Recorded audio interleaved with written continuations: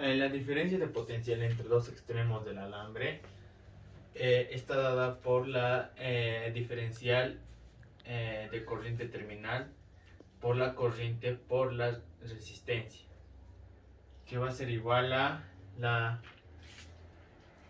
la diferencia de terminales va a ser igual a la fuerza electromotriz, y la diferencia de terminales es igual a la corriente por la resistencia. Eh, Usando estas dos ecuaciones, igualando estas dos ecuaciones, tenemos la siguiente ecuación donde es epsilon va a ser igual a la diferencia de corriente terminal, va a ser igual a la corriente por la resistencia, que esto ocurre en una fuente ideal de fuerza electromotriz. Cuando Q es positiva, fluye alrededor del circuito el aumento de potencial a medida de que pasa a través de la fuente ideal es numéricamente igual a la caída de potencial, donde va a ser la diferencia de corriente es igual a la corriente por la resistencia. La resistencia interna. La resistencia interna se lo denota como R minúscula. La resistencia interna de la fuente es encontrada por una carga en movimiento a través del material de cualquier fuente real. Si la resistencia interna cumple con la ley de Ohm, R será constante independientemente de la corriente. Pero cuando la corriente avanza a través de la resistencia interna, experimenta una caída de potencial que es igual a la corriente por la resistencia interna. En la siguiente ecuación podemos apreciar el voltaje terminal o fuente con resistencia interna, que va a ser la fuerza electromotriz menos la corriente por la resistencia interna, donde nos dice que el potencial de diferencia, llamado también como voltaje terminal, para una fuente real de la fuerza electromotriz, el voltaje terminal es igual a la fuerza electromotriz, solo si hay una corriente que fluye a través de la fuente.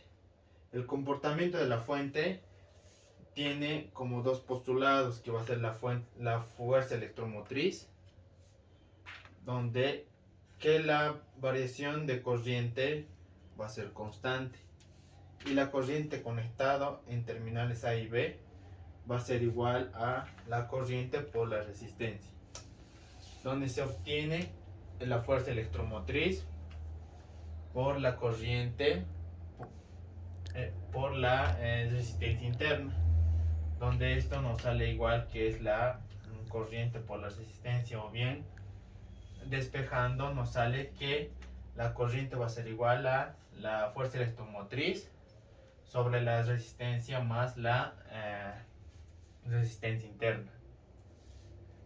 En los símbolos para diagramas de circuito. Para realizar un diagrama nosotros debemos usar símbolos, que es muy importante para un análisis del mismo. En la resistencia, al realizar los siguientes símbolos, en la resistencia los alambres son despreciables, o sea, las resistencias de los alambres son despreciables, donde que tiene que cumplir esta ecuación donde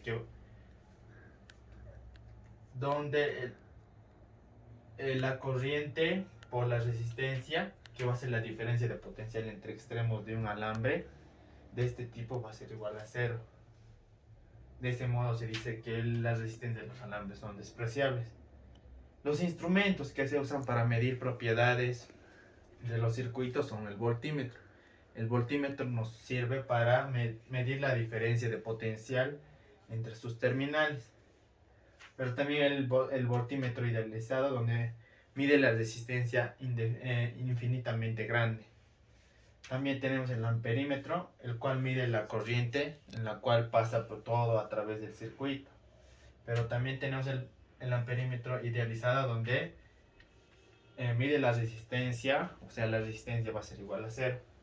Y podemos observar acá los diferentes tipos de símbolos, Para los circuitos, por ejemplo, para un conductor es una línea recta.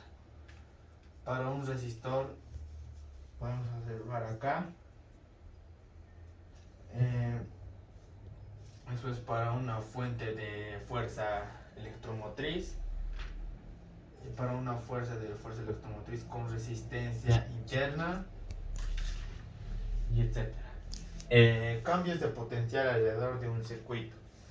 La suma algebraica de las diferencias de potencial y la fuerza electromotriz alrededor de la espira es igual a cero, donde tenemos la siguiente ecuación, que es la fuerza electromotriz menos la corriente por la resistencia interna menos la corriente por la resistencia va a ser igual a cero.